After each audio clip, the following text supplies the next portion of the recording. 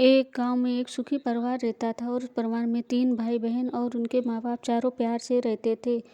लेकिन बीच वाला बेटा बहुत ज़्यादा परेशान रहता था, क्योंकि पहला बेटा डॉक्टर बन गया था और दूसरा बेटा पढ़ लिख कर इंजीनियर बन गया था। मगर उनके बीच वाला बेटा बिल्कुल आवारा बनकर रह गया। दोनों बेटे डॉक्टर इंजीनियर ने शादी कर ली और कुछ महीनों बाद शादी ही उनकी बेटी के लिए एक अच्छा घराना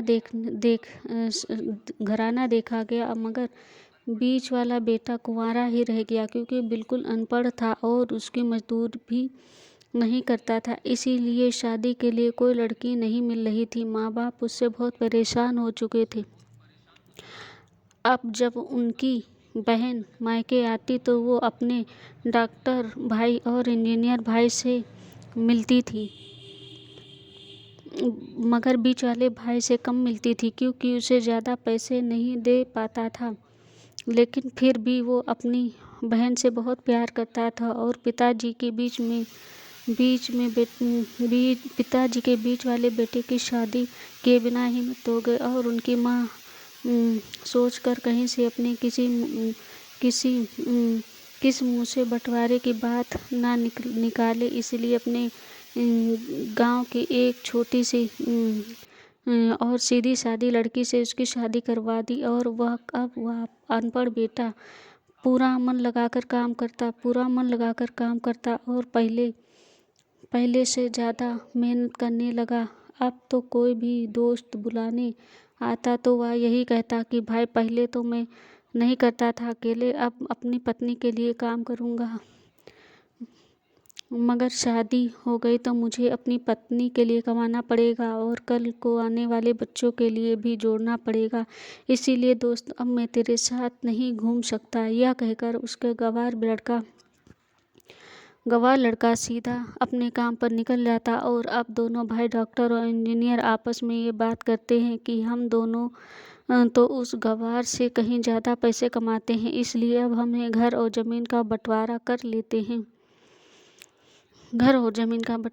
लेते हैं और उस गवार से अलग हो जाते हैं, क्योंकि वो मेरे बराबर कभी नहीं कमा सकता। इसलिए दोनों भाइयों ने माँ के लाख मना करने के बावजूद भी बंटवारे की तारीख तय कर दी।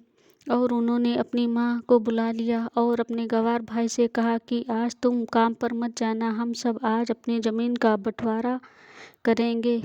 उसी वक्त उसकी बहन भी वहाँ पर आ जाती है। तभी उसका गवार भाई कहता है कि लोग बंटवारा कर लो, मुझे जो भी देना हो दे देना, शाम को आकर अंगूठा लगा दूंगा। तभी उसकी बहन कहती है, अरे बेवकूफ़, तू अनपढ़ ही रहेगा, ज़मीन का हिस्सा तो अपने सामने बैठकर ही होता है।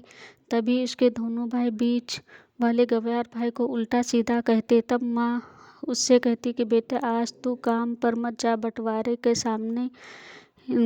सामने ही हो तो अच्छा होता है। उसी वक्त वकील भी आ जाते हैं। तब वकील कहता है कि आपका सारा हिस्सा मिलाकर 10 बीघा ज़मीन है, आपका घर है, या आप बताओ किसे कितना हिस्सा देना है, मैं हिसाब से बंटवारा के कागज बना देता हूँ। उसी वक्त उसका गवार भाई कहता है कि वकील साहब, 5-5 बीघा मेरे दोनों भाइयों के नाम लिख दो और जो हमारा मकान है वह मेरी प्यारी बहन के नाम कर दो। तभी उसके भाई और बहन पूछते हैं कि तू हिस्से में क्या लेगा। तभी उसके गवार भाई कहता है कि मेरे हिस्से में मेरी प्यारी माँ है ना। और जो पत्नी की तरफ मुस्कुराकर कहता है कि मेरी प्यारी पत्नी, क्या मैंने कुछ गलत कहा क्या। तभी गवार की पत्नी सास से लिपट कर कहती है, माँ से बड़ी वसीयत क्या होगी मेरे लिए।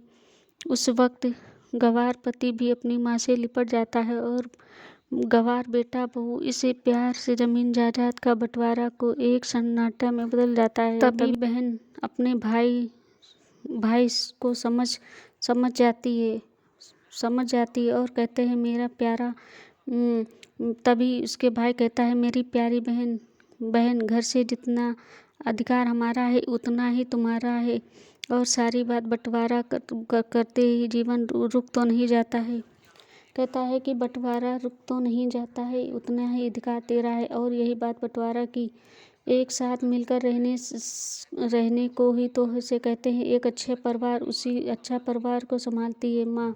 और दोनों भाई बहुत शर्मिंदा हुए और वो बंटवारा के सभी कागज फाड़ कर फेंक दिए गए, क्योंकि एक परिवार के लिए माँ होना बहुत ज़रूरी है और हिस्सा बाँट होने से कोई दूरी नहीं आ जाती है। बस मिलकर साथ रहना ही सबसे बड़ा पारिवारिक